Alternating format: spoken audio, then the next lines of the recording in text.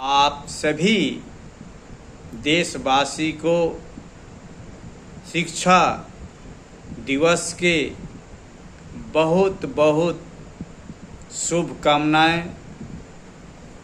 और इस धरती पे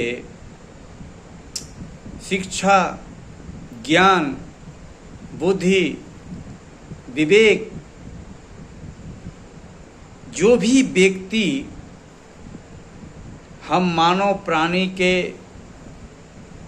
जीवन जीने के व्यवस्था में शिक्षा शब्द का प्रयोग हम सभी मानव प्राणी ने किया।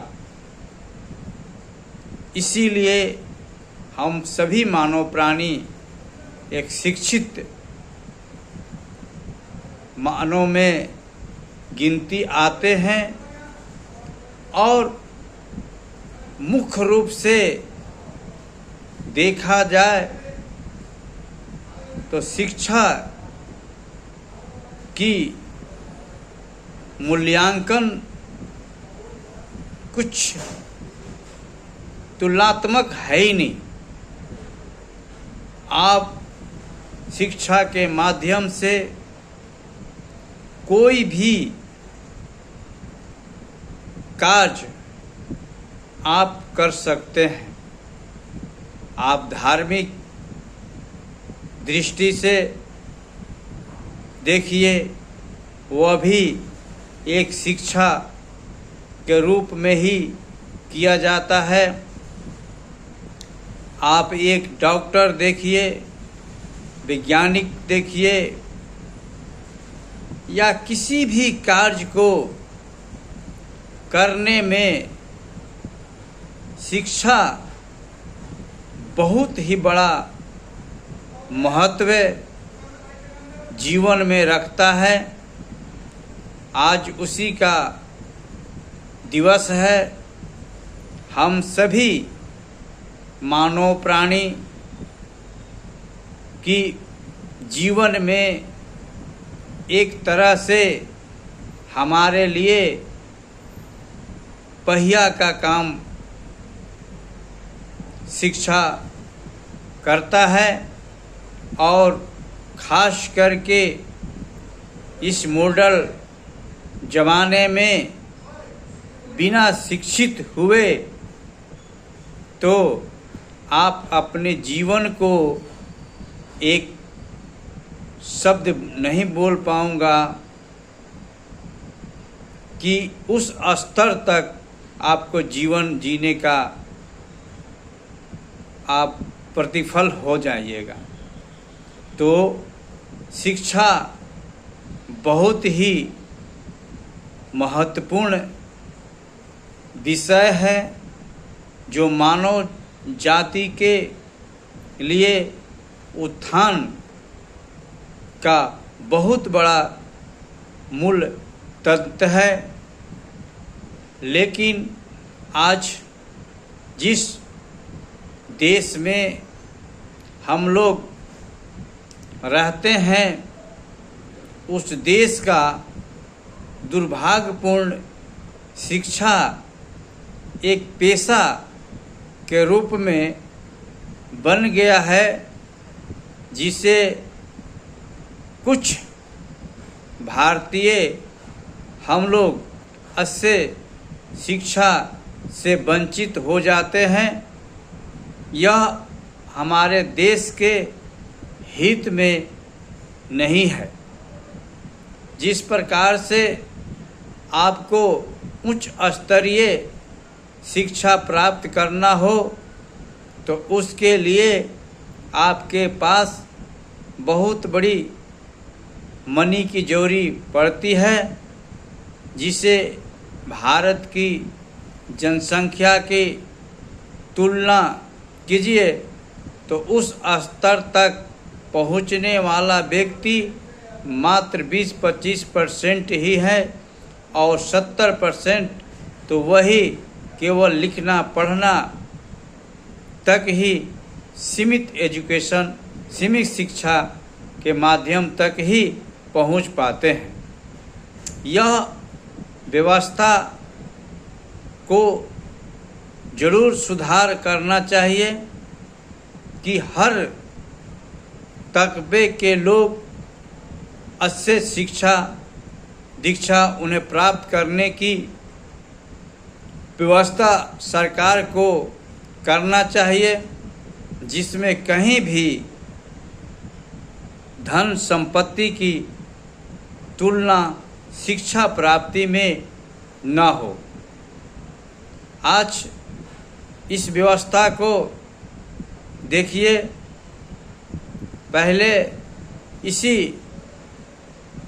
देश में इतनी प्राइवेट इंस्टीट्यूट नहीं थी, एकेडमी नहीं थी। आज देखिए कि आईएएस बनने के लिए, डॉक्टर बनने के लिए, डीएम बनने के लिए, अनेक प्रकार की एक मामूली सी टीचर बनने के लिए कितनी बड़ी इंटरव्यू से गुजरना पड़ता है। और उस तरह के शिक्षा को जो एक मंच है, एक स्ट्रक्चर है, वह भारत में निम्न क्लास के व्यक्ति को झेलना बहुत ही मुश्किल है। इस व्यवस्था में सरकार से बड़ी निम्न निवेदन है कि इस व्यवस्था में सुधार लाकर अपने देश के हर नागरिक को शिक्षा प्राप्ति का स्थान प्राप्त करने की सौभाग्य प्राप्त कर देने का प्रयास सरकार को करना चाहिए।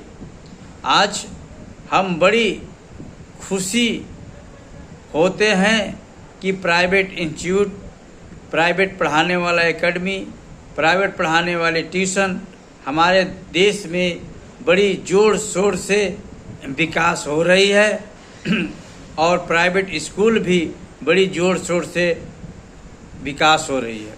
यह वास्तविक में भारत के हित में नहीं है। यह व्यवस्था जो है भारत के सरकार के द्वारा होना चाहिए कि जो व्यक्ति पढ़ना चाहे वह व्यक्ति उस स्तर तक पढ़े जो कि सभी व्यक्ति के समान परिस्थिति और स्थिति के द्वारा उस व्यवस्था को संचालित किया जाए, चलाया जाए। इसलिए हमारे देश में शिक्षा की व्यवस्था कुछ पॉपुलेशन के, जनसंख्या के प्रतिशत में बांधना जा रहा है। एक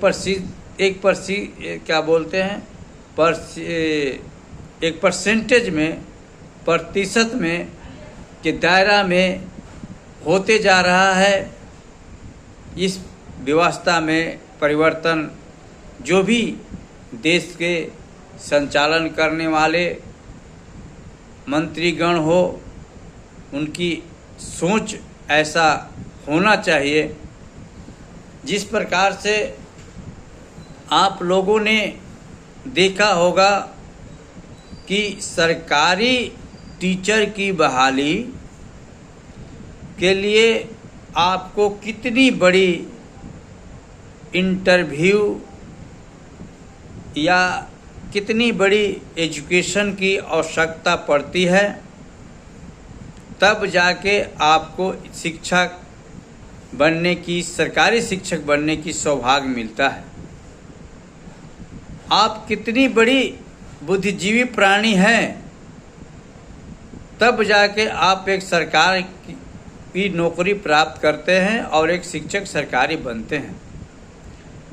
लेकिन आप एक मामूली सी प्राइवेट स्कूल में बहुत छोटी सी इंटरव्यू लेने के बाद उस शिक्षक को बहाली वह स्कूल ले लेती है और वही शिक्षक जो छोटे से इंटरव्यू देकर जो शिक्षक बन जाता है प्राइवेट स्कूल में, वही शिक्षक उस स्कूल के जो शिक्षा है वो अच्छी तरह से पढ़ाई होता है।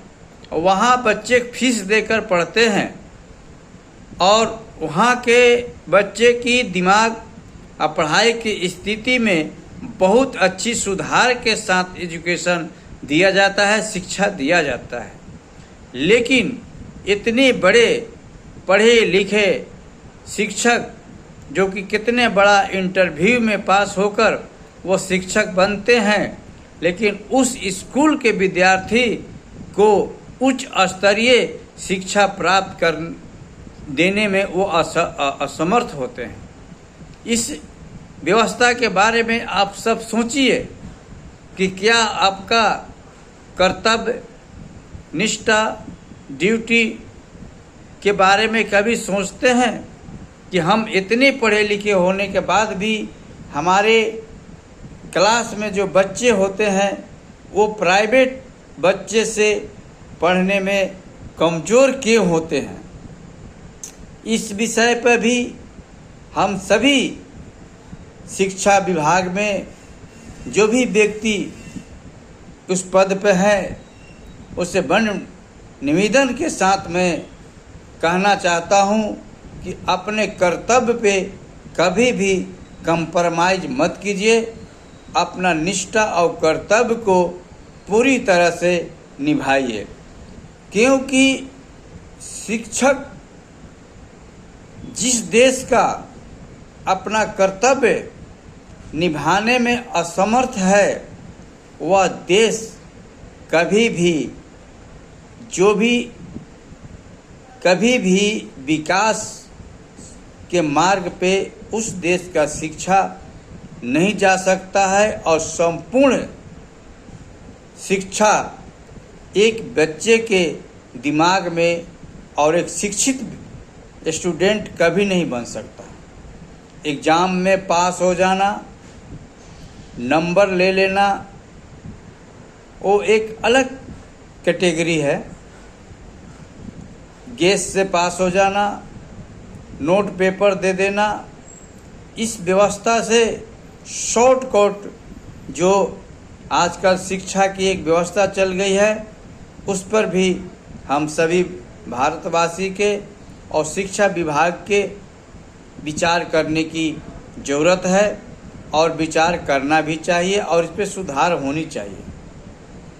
शिक्षक को भी कुछ ऐसी परिस्थिति और विचारधारा से कुछ शिक्षक वंचित हो गए हैं, उस पर प्लेसमेंट के आधार पर, एक रिस्पेक्टेड प्लेसमेंट के आधार पे उन्हें विचारधारा में परिवर्तन लाने का भी एक व्यवस्था बनाना चाहिए कि आपके पास जो बच्चा आपके स्कूल में पढ़ रहा है, आप उस बच्चे के भविष्य बनाने का जिम्मेवारी आपका है और उस बच्चे के भविष्य बनाने में जो आपको आनंद प्राप्ति होगी उसकी आप तुलना कीजिए।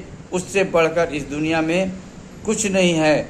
आपको महीना में सैलरी पढ़ाइए ना पढ़ाइए, आज कहाँ ऐसी कानून है कि अगर आपके स्कूल के बच्चे के रिजल्ट खराब आता है या पढ़ाई नहीं होता है तो आपको कोई डिडक्शन करके सैलरी मिलेगा। ऐसा कुछ है ही नहीं। आपके एक मानसिकता के आधार पे आपकी एक जिम्मेवारी दी गई है कि आप बच्चे के भविष्य बनाइए, उससे हमारे देश के भविष्य बनेगी, जिससे हमारे समाज अच्छा बनेगा।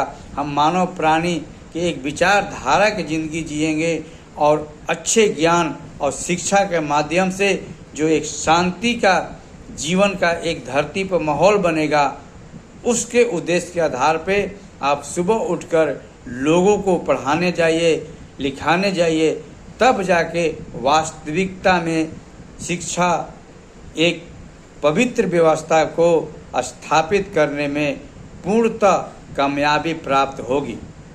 नहीं तो सरकारी नौकरी, शिक्षक की नौकरी केवल मोटी अमाउंट लेने के लिए आप अपने इंटरव्यू में स्टडी करके पास हो जाते हैं, उस पास की सफलता आप कितने बच्चे को पढ़ा के देख कर रहे हैं, उस पर विचार करके अपनी मानसिकता को स्थापित कीजिए और स्कूल में जाकर बच्चे को पढ़ाने का प्रयास कीजिए। सर, आप 2 महीना 4 महीना पढ़ा के देखिए, आपको किस तरह से आपके विचार में परिवर्तन और सुकून मिलेगा। तो आजमाने की चीज़ है, आप आजमा के देखिए।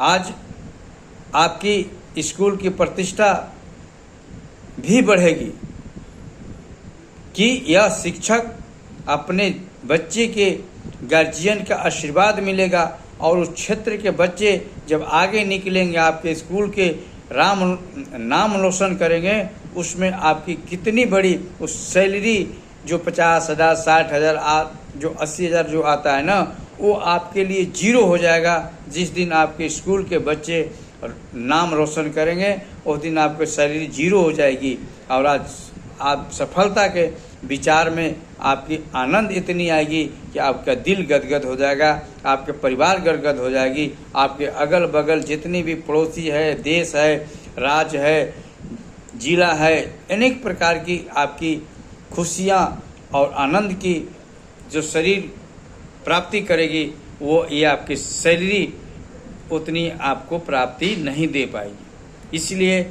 सैलरी जीवन के सुखी ला सकता है, शारीरिक सुख ला सकता है, लेकिन मानसिक सुख लाने का मतलब है कि अपने कर्तव्य और निष्ठा को पूर्ण रूप से आप कार्य के माध्यम से संपन्न करके देखिए, तभी आपको शारीरिक सुख प्राप्ति होगी। नहीं तो अगर आपकी केवल शारीरिक सुख प्राप्त करने के लिए शिक्षक बने हैं, चाहे कोई भी कार्य कर रहे हैं, तो वो शारीरिक सुख ही प्राप्त होगी, मानसिक सुख कभी नहीं मिल पाएगा।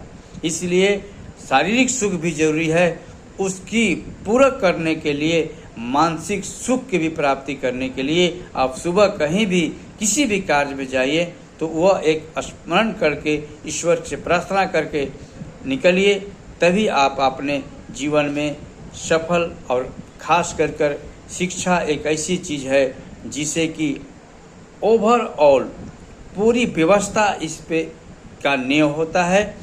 अगर ये व्यवस्था खराब हो गई तो आप कोई भी व्यवस्था नहीं बना सकते हैं। जिस प्रकार से एक प्राथमिक का शिक्षक होते हैं और बच्चा पढ़ने जाता है तो वो क्यों ही नहीं जानता है कि इसकी यह नींव ऊपर जाके कितनी मंजिल तक जाएगी। तो जिस प्रकार से आपको कोई पता ही नहीं है, तो उस नींव को इस तरह से मजबूत कीजिए कि यह 20 मंजिल तक जाएगी, 50 मंजिल तक जाएगी, तो इसका नींव इतनी मजबूत है कि कहीं भी हिलेगा नहीं। आज 7 क्लास, 8 क्लास, 9 क्लास, प्राथमिक क्लास, नर्सिंग क्लास में कोई पता है वो लड़का डॉक्टर बनेगा, इंजीनियर बनेगा, कि एडमिनिस्ट्रेशन बनेगा, कि डीएम बनेगा, कलेक्टर बनेगा। तो जो प्राथमिक शिक्षा होती है, उस शिक्षक को अपनी पूर्णतः उत्तरदायित्व कर्तव्य से शिक्षा की देने का अपना प्रण लेकर शिक्षक को जाना चाहिए और बच्चे से प्यार मोहब्बत के आधार पे शिक्षा की महत्व को समझाते हुए उसे होमवर्क देना चाहिए। ऐसा नहीं कि केवल होमवर्क पूरा करने से काम हो जाता है। होमवर्क पूरा करने के बाद, शिक्षा प्राप्त करने के बाद किस तरह से हमने जीवन में सुख सुविधा और शांति का प्रतीक होता है, उसका भी ज्ञान हमें बच्चे को शुरू से देना चाहिए। जिस दिन बच्चा अपने शिक्षा के महत्व को समझ गया, वो दिन वो अपनी ड्यूटी पूरी तरह से पूरा करेगा और अपने आप को अच्छे स्टूडेंट, अच्छे विद्यार्थी के रूप में साबित करके दिखाएगा। जिस दिन तक उसे अपना पढ़ना अपना एक बोझ समझेगा, एक ड्यूटी समझेगा कि इसको पूरा करना है, उस दिन तक वो अच्छे स्टूडेंट, अच्छे विद्यार्थी बनने का प्रमाण नहीं दे सकता है। जिस दिन वो शिक्षा का महत्व समझ जाएगा, शिक्षा के विषय में समझ जाएगा, उस दिन उससे जीवन में अच्छे विद्यार्थी और अच्छे शिक्षा प्राप्ति करने के उत्साह और उमंग बढ़ जाएगा। उस दिन आपके 10 होमवर्क दीजिएगा तो 11वां मांगने की मनोकांक्षा उसे पैदा होने लगेगा। तो आप जितना भी हमें एजुकेशन शिक्षक गण और विद्यार्थी गण, इन सभी से बड़ा निवेदन पूर्वक मैं आदर करते हुए